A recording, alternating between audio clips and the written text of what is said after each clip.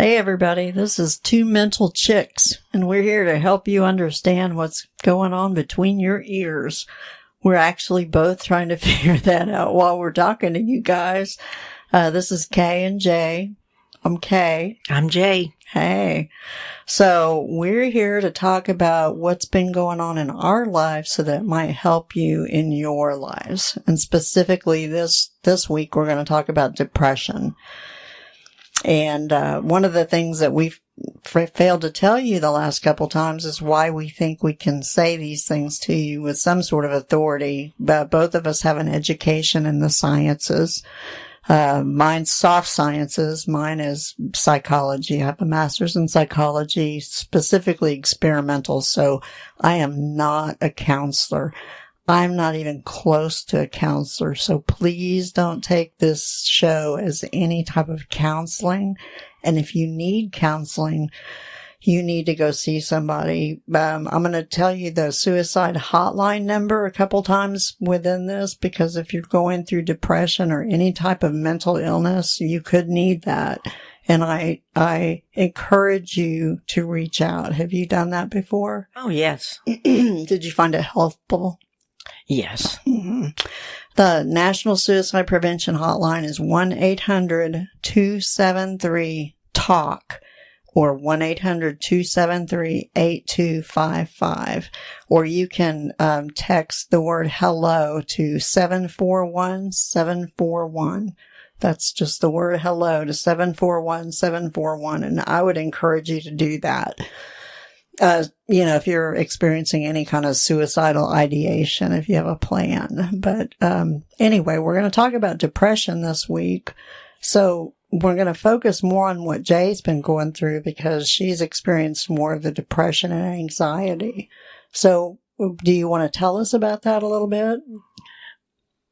Well, I guess I could start from the beginning. Yeah, I would start with, excuse me, got a frog in my throat. I would start with maybe what brought you to the depression initially. There's several causes for depression. So there's grief and loss or life transitions, like if you go through a divorce or if you lose a child or have a child or go through any type of big move, if you move to a different state or even a different place in the same city, if you go through any kind of trauma or adversity, even good changes, like if you graduate or go through seasonal changes, even something as simple as going from summer to winter can throw you in depression, and hormonal changes. So those are the big ones that we talk about. So are you aware of what made you depressed the first time around? The death of my husband in 2006. So you didn't experience depression as a young child? I wouldn't know what it was. Right. So did you realize it right offhand? No, not at all. How long did it take you? Oh, months. Really? Yeah, it took a long time. And big life changes that happened after his death because I was so vulnerable. Things that happened to me were overwhelming. Like what? Can you share some of those? Yes, I became hyper-religious and thought I could hear God talking directly to me. I ended up going to church and going to the gym, and I met this individual at church, didn't drink, didn't smoke, didn't cuss, and I thought this was the answer to my prayers. Mm-hmm. And it turned out the guy stole all of my money. Right. From what my husband had left me. So he used God, basically. Yes. Right. Yes. And he even said, Jesus told me that we are to be married right away. Ah. Right before my birthday. Right. Yeah, and I just lost my husband that January. Oh, really? Yes. So you got married within 6 months? Oh, yeah. Wow. That's a big deal. Jesus said. Jesus can get you into some stuff if you don't watch out. Huh? Well, if you believe you hear audible voices, that's a problem. Yeah, that would be, why don't you call 1-800-273, what was it? TALK. I believe it was TALK, 273-TALK, or text hello to 741-741 if you're hearing voices, especially if they're telling you to do things. Now, you should know the difference. I would think I know the difference between that voice in my head that's saying, hey, go get some bananas from the grocery store, and the one that's saying, you need to go kill yourself. Were you aware of the difference between that God voice and the voice in your head, or was it the same voice? No, it was different. Mm-hmm. It was, like I said, I was hyper religious, so I felt like Jesus had his finger in my belt loop, carrying me around, which was a non-reality. Do you think you needed that to get through the pain of losing your husband? Yes, because I was with him when he departed the planet, and it's like Elvis left the building. He left. I mean, he was there one minute, and the next his spirit was gone, and it does make you hyper religious. And yeah, they say don't make any big decisions within a year after. Well, if anybody's listening and you're going through any kind of mental situation, you just got out of the hospital or have anything going on, don't make any big decisions. Seriously, guys. That would be my recommendation, and apparently Jay's as well, right? Correct.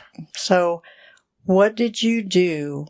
Let me ask you this. You realized you were depressed in 2006, or you didn't realize it till later? After I married this individual, and he had forced me to sell my house after we were married, knowing that he would get the money from the sale of the house. Right. And that was purposeful.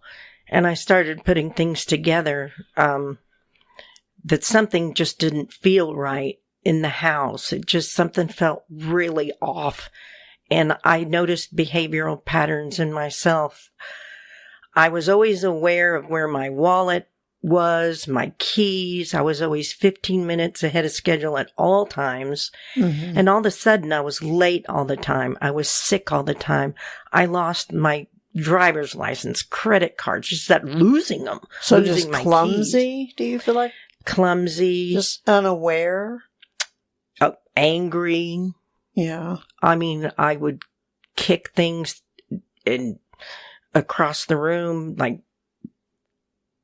big radios. Really? Kick them and off they go and hit the wall. And it was really bad. And I finally went to my doctor and I said, what is wrong with me? This is not me. And she said, well, I'm going to give you a depression test. So it's this written test you take, and I scored severe. Mm-hmm. What kind of things did they ask you on the test? I don't remember specifically, but loss of interest in things you were normally interested in, sleeping too much, not sleeping enough. What were you doing? Do you remember? I don't remember. Mm-hmm. But you were doing a lot of them? Yeah. Oh, yeah. So let me ask you this. At what point did you get diagnosed? I mean, how many years after Rob died? It was months. So I know when you're dealing with things like grief, that there's a lot of things that can be affected, like your perception of things, like understanding, interpreting other people. Like, for instance, your inability to interpret this man's intentions. Because obviously he had bad intentions.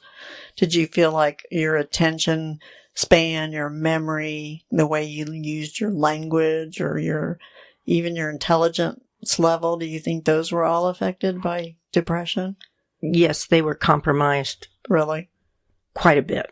So what do you think that did for your state of consciousness, all these things? It was a non-reality that I was living. Mm. And the doctor that day put me on an antidepressant. How long did it take you before it started helping? 2 weeks. Really? And it was immediate. Really? After the 2 weeks, it was like somebody took a giant fan and blew away the clouds. And like the song says, I can see clearly now. Yeah. And I was able to, and I saw where I was, and I didn't, it was like waking up in Alice in Wonderland. You're like, how did I get here? Who is this man? And why am I in this house? Right. Really? Right. And once I came to that realization, I immediately left without hesitation. Oh, did you really? I got in my car, drove to my sister's, packed everything up. You were done. I was done. So do you feel like the depression lifted when you left? Yes. So it was situational then. It wasn't your normal state. So did you relate it to the grief? Because I could see under that situation why you would be depressed. He took all your money, you sold your house and everything. So I could understand how that would cause depression in itself. So at what point did you relate depression to Rob's death? After the antidepressant, and then I realized it was a double whammy. Oh. You know, first your husband dies, and then you get married by this religious kook. Were you in counseling? No. Counseling was not available, and that's a big problem. Well, and that's one of the access barriers. There are several access barriers. For instance, limited access or cost. Stigma is one of them. Lack of awareness that you have issues. Like, you know, that's one of the questions. How long did it take you to get to some help? I never really got any help. So how long did it take you to get to the person that gave you antidepressants? Just going to your regular MD. Did you know? I guess that's one of the questions is, were you aware this lack of awareness? Because it says sometimes, you know, out there in the literature, sometimes the people don't realize themselves that they're depressed. So did you realize, hey, I'm depressed, and that's why you went to the doctor? I knew I was sick, but I didn't know it was depression. Okay, so you knew you were sick because you were laying around. Were you hungry or not hungry? Did you have appetite? Hungry. So it was all the typical signs of depression. Yes. So, sleep or not sleep. Did you find yourself sleeping all the time, trying to escape what was going on? No. I didn't sleep. I think I slept pretty decent. Did you feel like, did you have persistent sadness?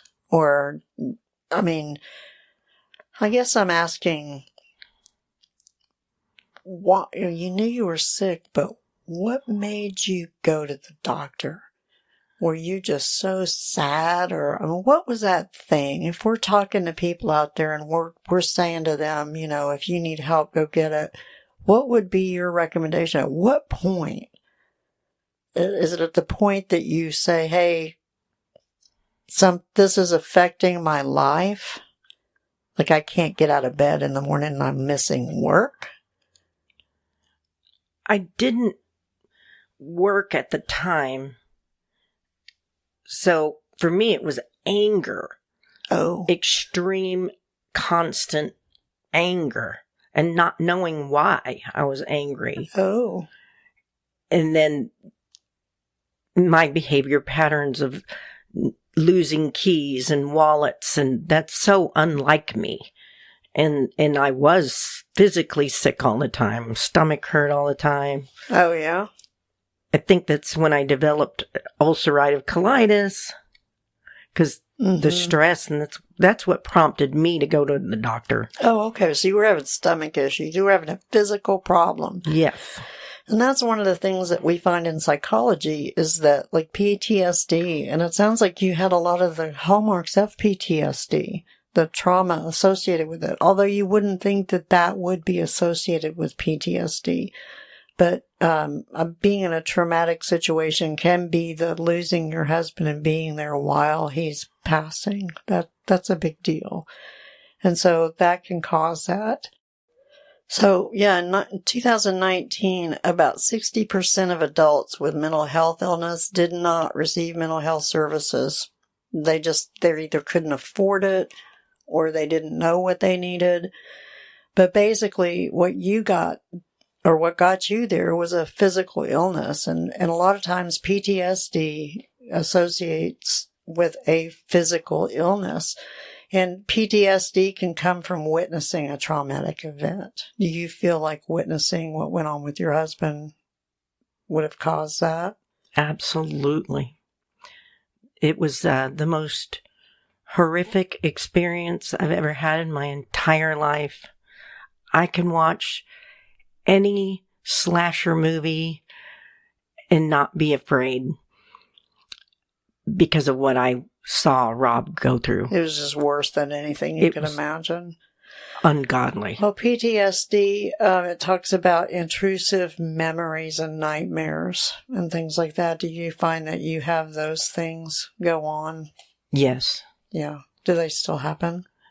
From time to time. Yeah. It's always the same dream that my husband is still alive and he faked his own death to get away from me. Oh, no. It's terrible. That is a terrible dream.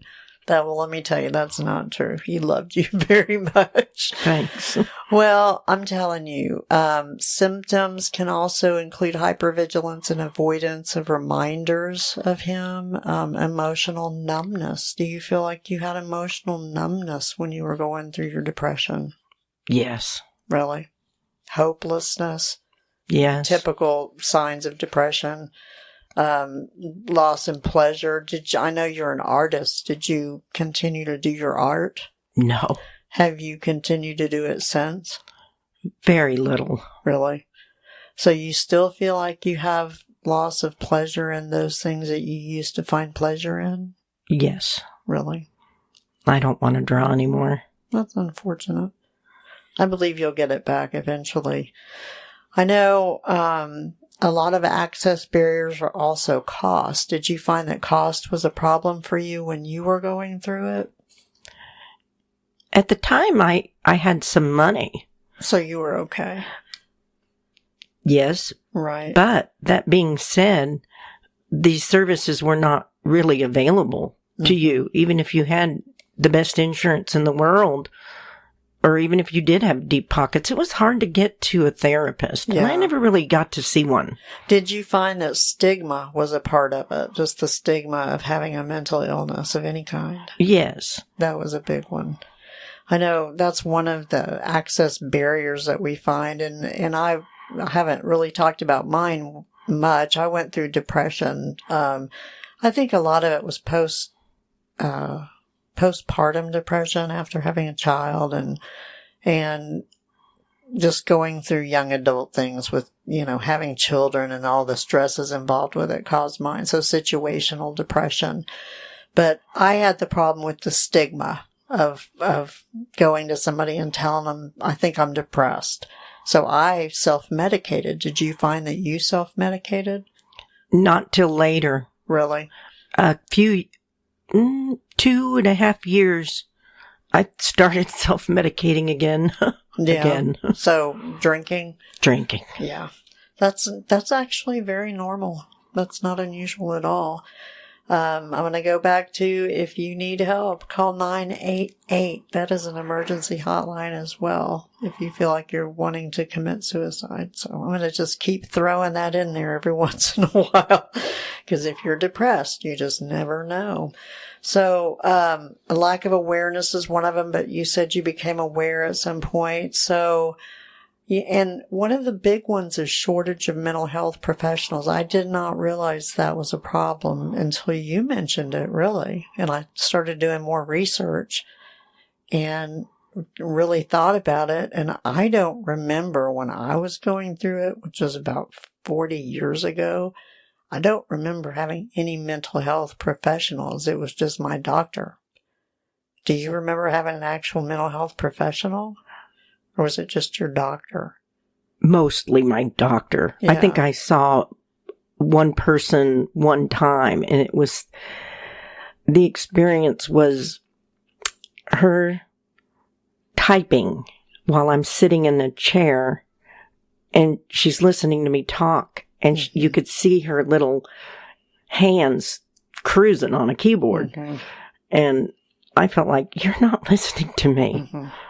I had the same experience, and I felt very detached from her. I felt like my stories were amusing me again, but they weren't doing anything for her. Right. She wasn't even aware of them. Yeah. I think we might have gone to the same office. I think we talked about that. I think you're correct. And unfortunately, the whole office has that problem. Cultural barriers. Did you find any cultural barriers? Let's see. Willingness to seek help. We're kind of from the same culture. I didn't really find any cultural barriers, but. No, I didn't either. Logistical challenges, transportation issues, cost of going. I never really experienced that. I was middle class American, so I did not have a problem with that. Let me ask you this. Did you have anything associated with depression, like any kind of eating disorders or anything that gambling disorders or anything that would go with depression and anxiety?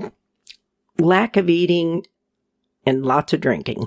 So probably that's more anxiety, self-medication. What kind of anxiety did you have with your depression? Well, you feel like a cat at the dog pound. Ooh, that sounds Always. terrible. And I guess I still do. So you still go through that anxiety? After what just recently happened to me, it's amplified. What recently happened? Do you want to share that? I was in the hospital and I was taken. Do you find that the hospital is helpful for you? I think the hospital, I wish they would have been more enforcing of not releasing me to this individual who took me. So you feel like you were released to somebody that you should not have been released from or to? That's correct. What does that mean? Are you talking about the hospital let you go with somebody you shouldn't have been with? Yes. Wow. What was the name of the institution? I don't want to say. Don't want to say. Okay. Well, I can understand that. So, do you feel like you got the help you needed? No. Why did they release you? They felt that this individual, well, let me rephrase that. The individual who took me convinced them that she was competent enough to take care of me. And they believed her. It sounds to me like you need professional help, but since I'm not the professional, I would refer you to 1-800-273-TALK if you're feeling like you're having any suicidal ideations, because I can understand why you would. I know we were talking a couple weeks ago about you going through things associated with depression. Did you ever go through suicidal issues? Oh, in the past, yeah. So did you call anybody? We're putting out the number. Did you ever call anybody? Yes. Tell us about that. Well, it was where my captor took me and threw me out into the streets in a strange state. I knew nobody, and I panicked. I had nowhere to go. I had no money, and I thought that was the end of the rope for me. And I thought, well, rope, good idea. There's a dog leash in there. That'll work. That'll work. And then the tears came, and Right. at the prospect of actually doing something like that, that's when the tears started flowing and the hyperventilation and calling the magic number. And you got somebody that cared? Yep, I did. And they sent the police over and, took me to a hospital. It wasn't a mental hospital. Just a regular hospital. Mm-hmm. Where did they put you? I was in the hallway of the ER at a hospital in this state that I didn't know anybody. What do you mean you were in the hallway? Well, the hospitals were so overcrowded there that they didn't have rooms for people. So they had gurneys lined up all over the ER, around the nurses' station, just in the hallways. They never got you a room? No, there was no rooms to be had. You're telling me, and I'm reiterating this because I am in shock right now. They put you, somebody that is depressed already, in a hospital on a gurney in the middle of a hallway, and they never got you a room? For 18 hours. And you're supposed to be, there's no reason for your depression? Right. Did they medicate you when you went there? No. So you went there because you were depressed already, and they threw you into a hall on a gurney. I'm just having a really hard time wrapping my mind around that. But welcome to America, right? Right. That seems to be the way it goes these days. So let me ask you this. Did you go through any therapy? No, they sent me to a mental hospital that was more like a halfway house for criminals and drug addicts, and At this place where the person took you? in a strange state where I didn't know anybody, and it was almost like halfway between a jail and a mental hospital. Really? It was cinder block rooms, Mm-hmm. no furniture, just a bed, and Like no those quads or rooms, actual rooms? they're rooms that were made of cinder blocks. Right, right. Cubicles, kind of. Did they do any kind of exercises or any kind of therapy? Or nothing? Medicated me, and I stayed in bed all day. You know, used to, in mental hospitals, they'd lock people up, or they'd restrain people, or they'd just throw people in there and kind of throw away the lock. When I went, that's kind of what it felt like to me. Did you feel like you were just in a room to be out of the way? I mean, did you feel like you got help? No. So, to what end? I mean, how much did that cost you? I mean, not, I don't want to know what did I have to write a check for. I want to know, did you see a bill, and how much was that bill? Somebody had to pay it, whether it was insurance or whatever. Do you remember seeing any kind of a bill? Well, this particular state has excellent health care for people that don't have money. And even... So you never see a bill? No.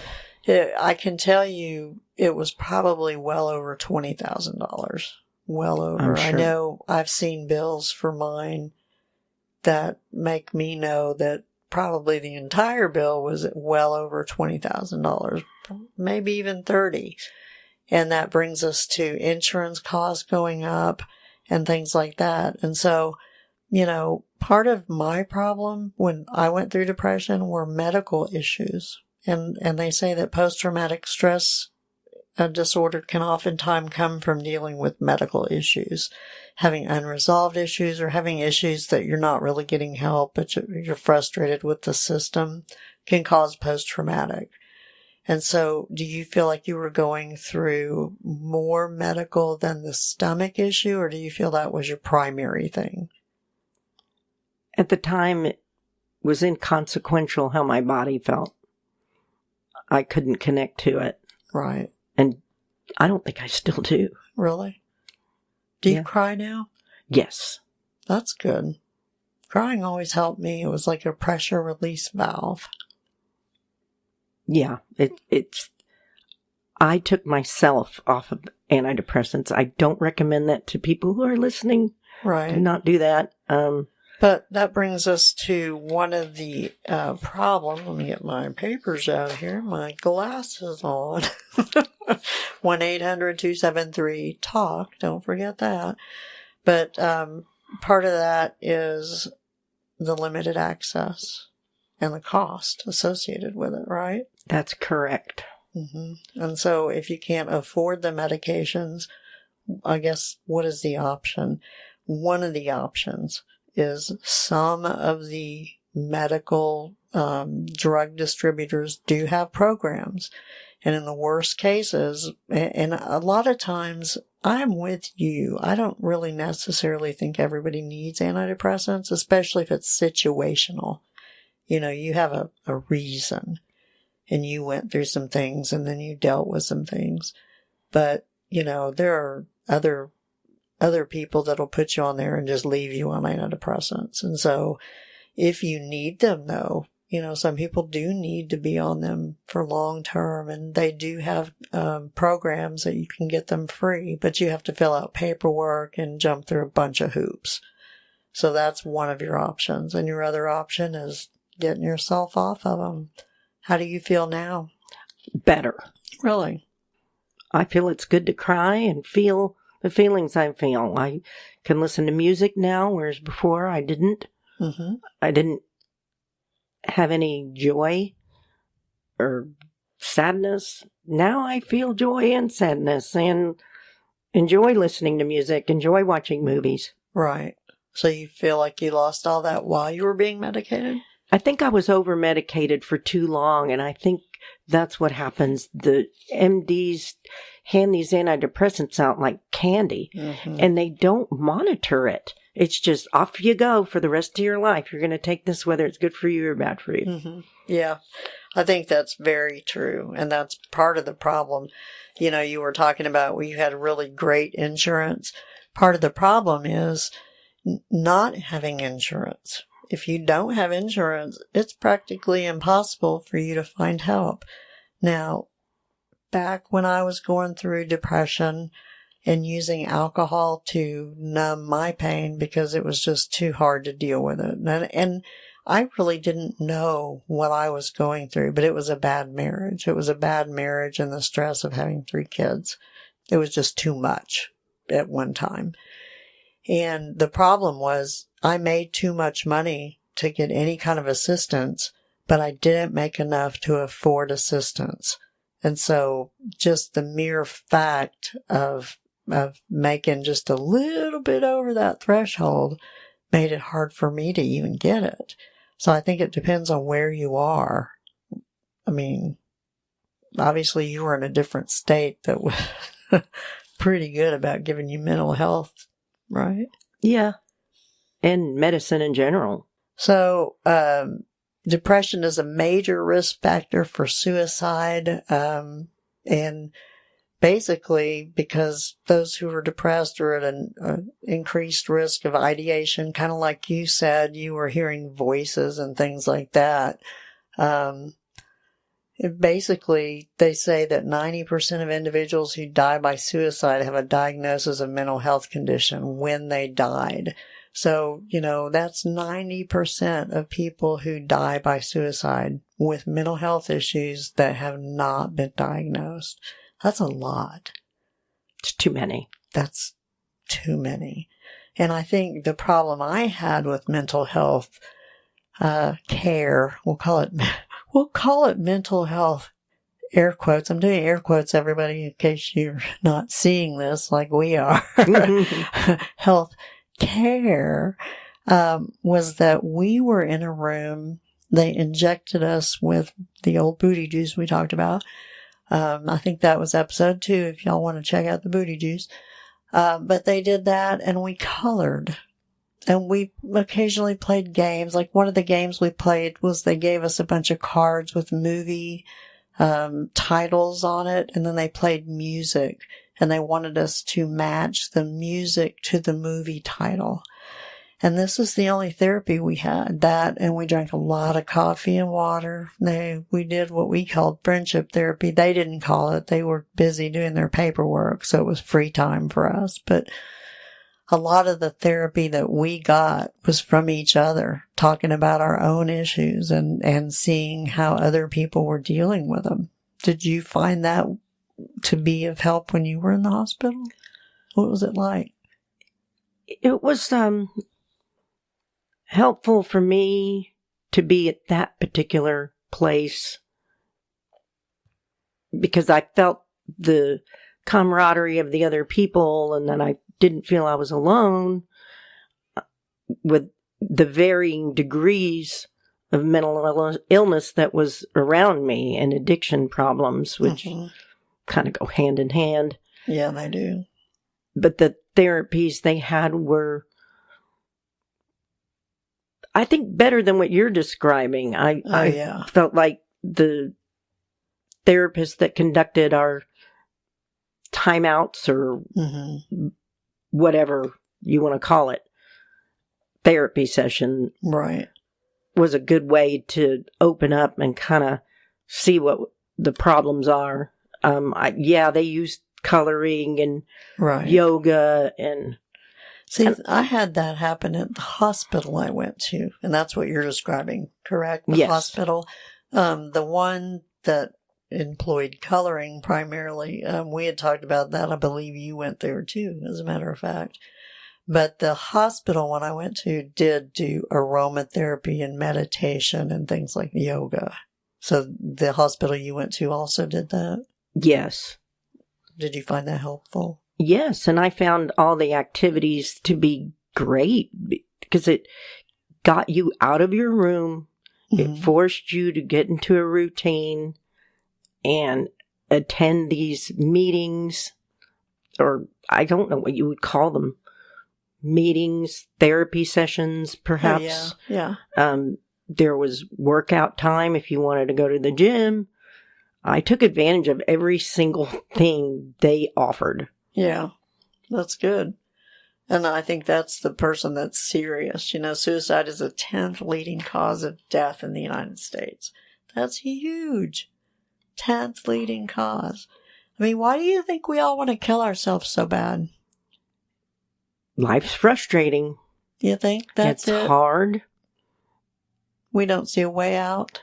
There's no continuity. That's true. In a lot of people's lives. They just live, and I call it jumping freight trains. Oh, yeah. Describe that to me. You live your life for the next opportunity to exist, to have a way. And if you miss the train, man, don't miss that train. You got to jump on that train right away and ride it for as long as it'll go until it derails. And then the next train comes along. You get on that one until it derails. So it's like problem solving, just kind of like whack-a-mole.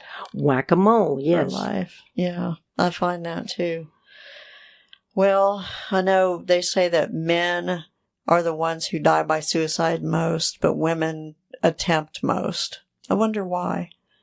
They're just not as successful. Do you think it's because they don't want to hurt them like their looks? I've heard that before, that suicide, don't hold me to this, anybody out there in Radio Land, but I've heard that women prefer to do it in methods like gassing themselves or pills that doesn't hurt the way they look. Now, I could be wrong, but I'm pretty sure that's true. And basically, my only remembrance of my suicidal ideation was one day when I was so depressed that I was trying to figure out the best way to shoot myself. I guess I'm not your typical female because I was figuring out, well, if I did it in the shower and I aimed it just right above the tiles so I wouldn't mess up the tile work, because tile work's messy stuff to get done.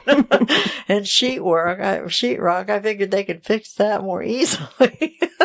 And if it was in the shower, they could just spray it on out, right? Am I right? Yeah. So I was thinking this was a genius way to do this, until I realized what a stupid thing it was that I was thinking. How ridiculous that was. Do you ever remember how ridiculous something you were doing was? Yes. What was your most ridiculous? Because I remember what I'm going to tell on you that was ridiculous. Well, anytime you, and I, every time, except for one time, I've thought about suicide, I was drunk. Yeah. To the point of cartoon land. Oh, yeah. No, I've never, except one time in my entire life, was I sober and I thought to hang myself. And that was when I was kidnapped in another state and thrown out. That's the very first time. Right. ever been sober that I've ever wanted to pull the plug. And that was when you called the suicide hotline, right? Yes. Well, I would strongly recommend anybody that have any kind of suicidal ideation to call the suicide hotline. You can call 988 for an emergency situation. Anytime you run into issues, you can, hang on, I'm looking for my number as we speak. You can text hello to 741-741, or you can call 1-800-273-TALK. But we appreciate you listening to us today and have enjoyed this opportunity to hopefully share what we've been through so that you guys can really learn and get something, take it away from it. Do you have any final things you want to talk about, or? Just to know that you're not alone. Everybody is human, and we're all out there in this together. And don't give up hope, and always stay positive.